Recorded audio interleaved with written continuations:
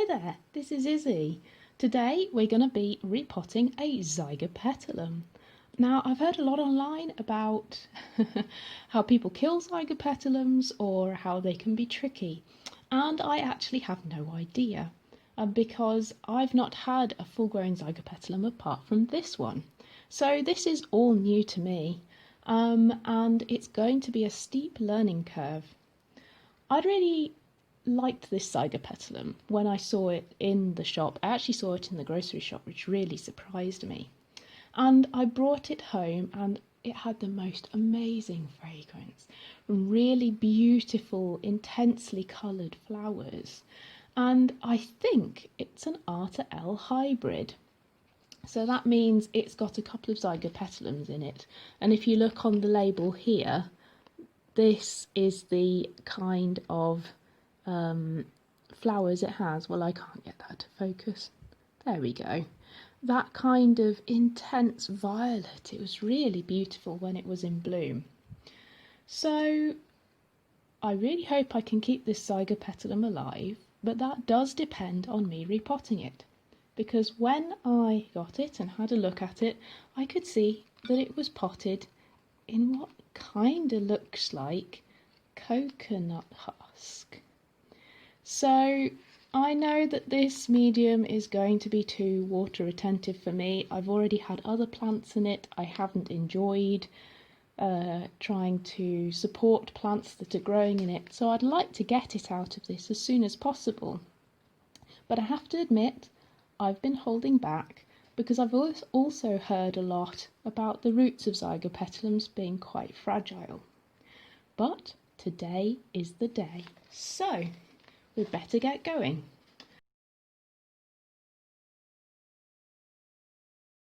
And okay, I thought there might be a problem here, but I don't like how that looks. You can see here it's very brown indeed at the base of this growth that was flowering. I don't know whether it's going to be okay, this growth. Oh no, peeling away that might be all right.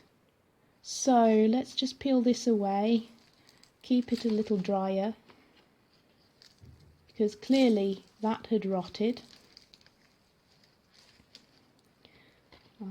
Can't get that off now, I shall just snip it here. But I shall keep that growth a little drier than it was. The other growths on this plant are looking pretty healthy. Very large, some of them, and there's even, here's a new growth, here's a new growth, and down here is what might be another new growth. So there's lots of promise in this plant, indeed. It could be growing out in all directions, so no one clear direction of growth except for this looks to be one of the oldest backbulbs. So that means I might want to pot it with good space in all three of these directions so that it can spread in that direction. Let's get it out the pot. And wowee. It's been a long time since I bought a plant with roots like that. Goodness. So this Zygopetalum has a beautiful root system, but I'm just trying to clean out now. These roots feel very thick, they feel very strong, and I think they could last quite some time as long as I don't damage any. Oh, hello, another new growth poking out here. So I'm going to free up this Zygopetalum as much as possible from all of this old medium, but this is probably going to be a more water retentive medium than I put this plant in.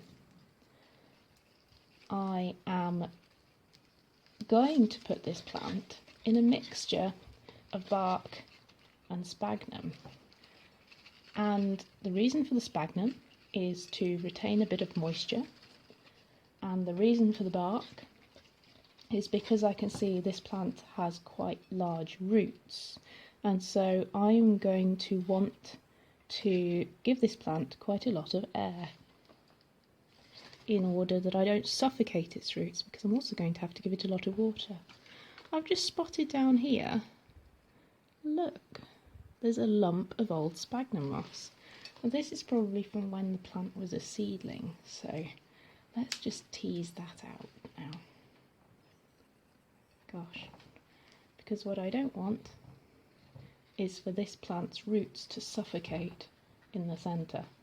Now, Zygopetalums can be a little different from other orchids in that they do like to be more damp, and they do like to have that more moisture retentive media. But we'll see how this goes. And that's fairly good. There's quite a bit still around the top that I'll just poke out with my finger here, because the more of this that I retain, the more problems I will have further down the line.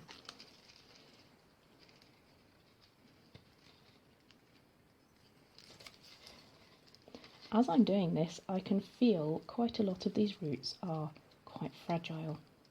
Now, something I had read was that Zygopetalum can have quite fragile roots, and some of those can break during repotting. And I'm not going to lie, that's possibly happening here. Oops.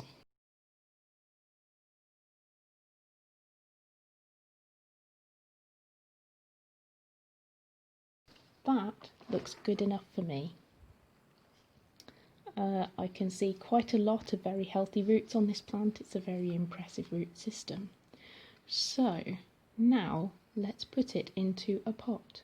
With it having so many roots, I had two pots that I had in mind that I've managed to knock over, a smaller and a larger one. And I'm going to use the larger one for this. So here, because it's looking like such a large plant. So I'm going to line the base with some sphagnum moss, because I want the plant to have a lot of moisture around those roots where possible. I'm going to get my plant in here. As we talked about earlier, the oldest bulbs, and oh look, we've uncovered one of the very young bulbs from when this plant was first growing. These are some of the oldest bulbs that have already dropped their top leaves. We have new growth here. This is a younger growth as well. Potential new growth here. And we don't know about this side yet. Oh no, wait, hang on. New growth there. So, in fact, this plant, as we mentioned, could go out from any side. So if we just rest it in this pot, we can fill in all around for it to grow all the way around here.